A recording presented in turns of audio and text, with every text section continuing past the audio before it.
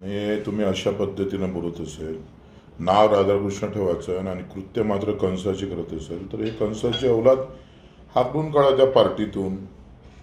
तुम्ही तुमच्या मुख्यमंत्र्याला शेऱ्याला लागले का?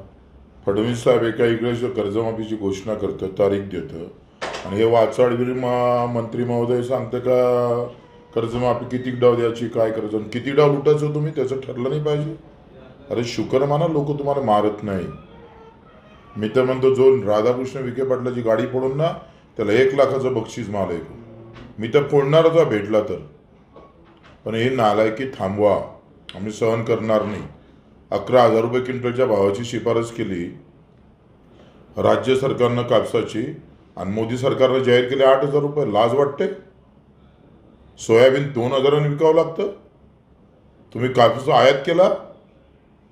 धानाले भाव नाही, कापसाले भाव नाही, तुरीले भाव नाही, केळीले भाव नाही, संत्राले भाव नाही.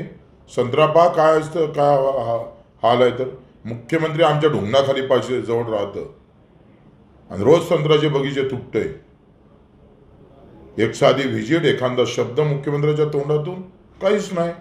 कापूसवाला मेला, कांदावाला मेला, द्राक्षवाला मेला. कोण आहे जिवंत व्यवस्थित सांगा आम्हाला.